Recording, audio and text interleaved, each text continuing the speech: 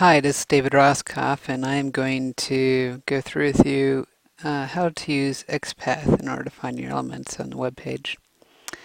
So first off, I want to make sure you download the right tools.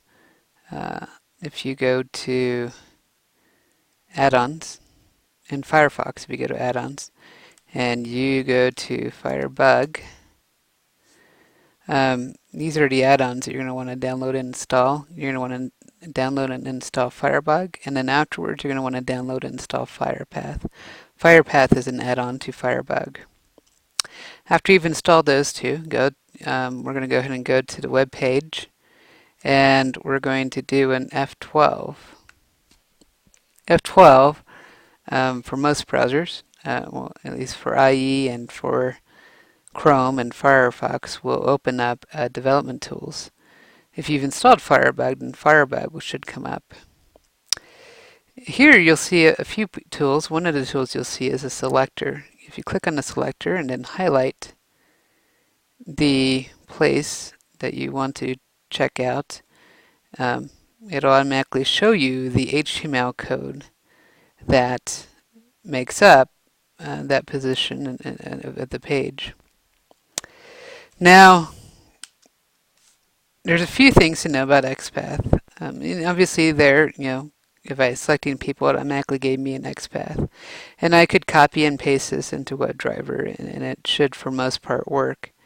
However, if anything, in the way that, in the placement of this particular span versus this div or this div versus the header div, if anything changes in there, even slightly, this XPath will fail. And so, hence, it's always a good idea that when you're doing XPath for your selectors, that you find a way of writing your selectors that you can understand and that hopefully will be more stable. I'm going to go ahead and give you an example. For instance, I could do span text equals people. There. That one, line of code is basically looking for any span where the text, that's for this function, the parentheses there note that this is a function, an XPath function. And that XPath function pulls up the inner text or the display text. So here you can see that the span display text was people, and that's what it matched up. If I said peoples, I would get something like this. It would show me that nothing matched, meaning that either something's wrong with my XPath or something's wrong with the page. It's just not loading correctly. But here I go ahead and say people, and it works. So a few things to know about XPath. One, so this double forward line versus a single forward line. So if I did a single line, it wouldn't work. The reason why is a single line saying that needs to be the immediate child. So to demonstrate this, if I go back to my example of span here, let's say that in order to make sure, let's say that there could be a lot of things in a page, and maybe something could be called people. I don't want to just pick any span. I want it to select the span that is underneath another span with the class attribute of title text.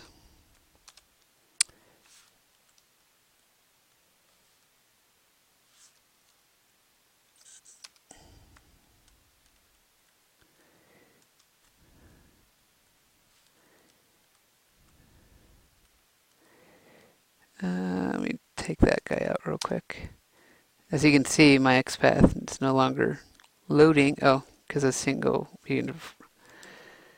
This is very. Notice how I left the single forward slash at beginning.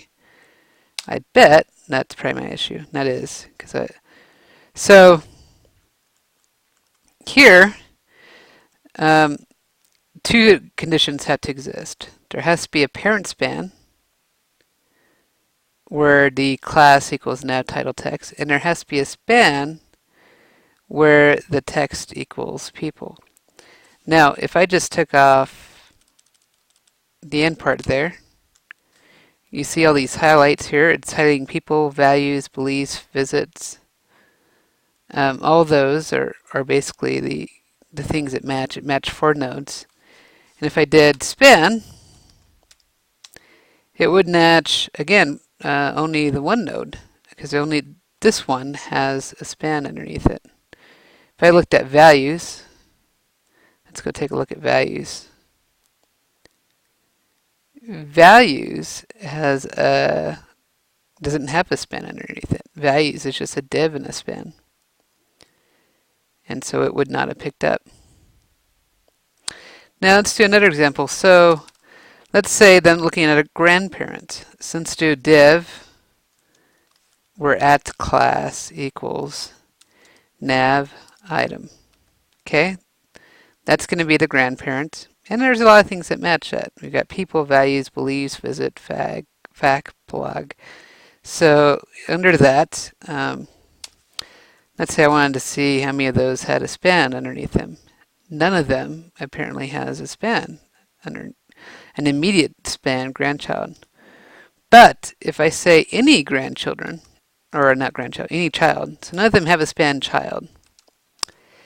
Now, if I put double forward slash and then span, that's going to look for any grandchildren of a nav item that has a span. Now here, a lot of things matched. So if you look at this one, you have Mormon.org and worldwide.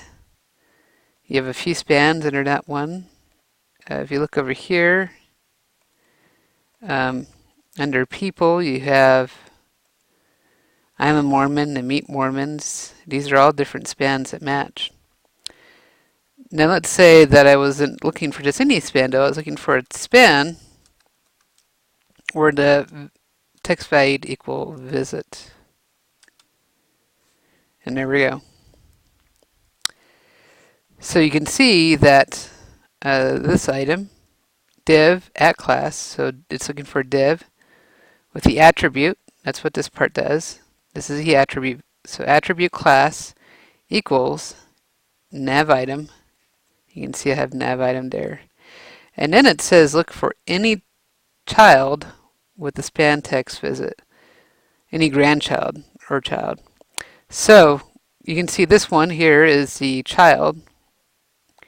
And this is the grandchild to that class. So that's what the difference is between the single forward slash and double forward slash.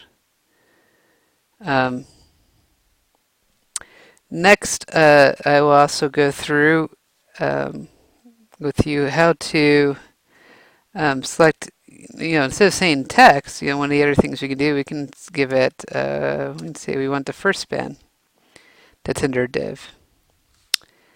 What this does, as you can see here, is it is grabbing the first span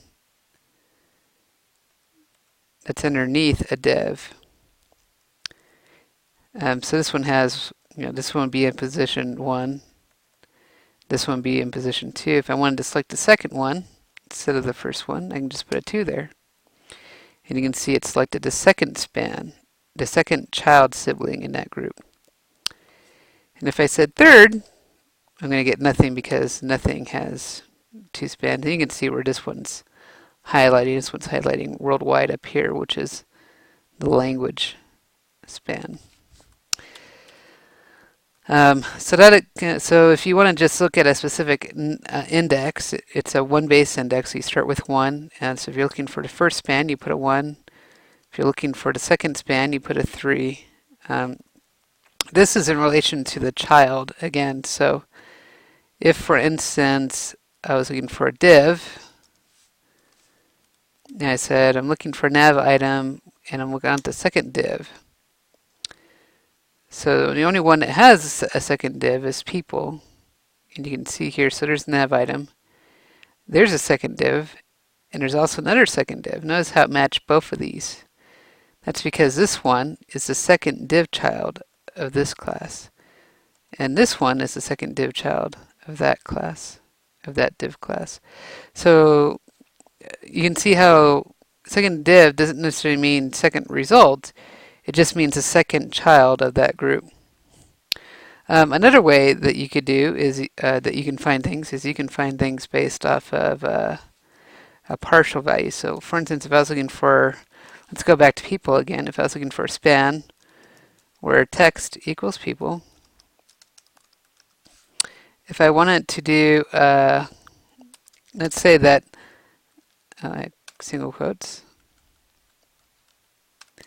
let's say that I wanted to, instead of getting the specific, instead of, it could be people or people something, let's say that I just wanted to look for anything that contained people instead of just having the exact value equal people. What I could do is I can put in another function. This is another XPath function called contains. And what this does, contains has two values. It's what you're looking at. So in this example, I'm looking at the text value of the span, and then what value. In this one, I'm looking at people. So this, for instance, if I just said I'm looking for anything with PEO, it still matches PE. I get still matches. If I say P, it matches, but now there's actually 3 nodes that match. Whenever you're programming, you want to make sure to get this down to one node. If you're programming and you have multiple nodes matching, you might have inconsistent results, meaning you might be clicking on an object sometimes and not others because maybe it's not grabbing the right XPath element that you thought you were grabbing. So whenever you're testing out your XPaths, make sure to make sure that your matching nodes are always one. So that's how you use contains. So next, I'm going to show you is how to navigate the hierarchy. So for instance, let's say that for whatever reason, I wanted to actually grab this class here. Actually, we'll go to lds.org for this example. So in lds.org, I'm going to go ahead and I'm going to search for test. As I search for test, there's going to be all these results. Now let's go ahead and take a look at this here.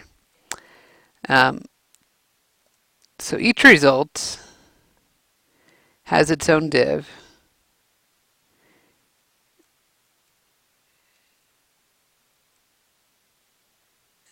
So there's a section, there's a header, there's a figure. So each of these div classes represent a result. So sometimes I might try to navigate this result based on one object. So to give you an example of that, so for instance, let's say that I need to click on this A element here because I want to click on the link. But in order to find the link, I want to find it based off of this URL here. Okay. So first thing I'm going to have to do is I have to find the line item, which is li, and then I'm going to look for probably a contains. And in this example, this is the inner text that I'm looking at, so I'm going to do contains, and I'm looking for the one that contains the text personal revelation, the gift. Oh, I forgot the closing. Okay, so now I found my, how I'm going to find it by. But I don't want to click on that. I want to click on the link. And the link, unfortunately, is the title up here. So in order to navigate that, I'm going to do go to the parent. To go to the parent, you do period, period. That'll go to your immediate parent. If I want to go to the one more parent, I can do period, period again. And that will take me to the dev.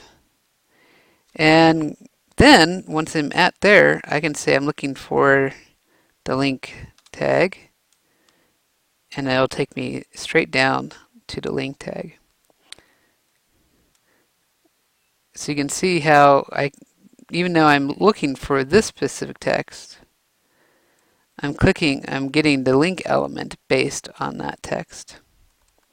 And this I find, this becomes really helpful when I'm trying to, when I really am working with these, usually results references, because I usually am checking or looking for a specific value, but that value isn't going to be the thing I'm clicking on. I'm going to click on something related to that value, and it's all in a container called, in a dev container. And so, the only way to really navigate that is to use the parent-child relationships. And all these, by the way, there are better ways. So if you go to XPATH and you just look for what you're doing, so XPATH parent, you can see W3 Schools will give you a lot of examples of how to use the XPaths. Pause there in the video. Anyways, so what I did here, so as you can see, this was another way of doing it. So if I wanted to grab the ancestor, you can use this ancestor command with 2 colons, and then you tell it which div that you want. In this example, I said I wanted a div that contains the at class. This is another example of using contains, not just for text though, but you can also use it for attributes. So I'm looking for the class called LDS teaser, because that class contains the image and as well as the information for below the everything from the title to the URL to the paragraph to information. And then of course I just want to select my link based on that as well. So this is again another way, instead of, if I didn't want to use the the parent the period to navigate up to the parent, I could just say ancestor and then here tell it which parent I want to use. So that's very important. I use it a lot. It's very useful. That pretty much takes me through my lesson today. I hope it was informative.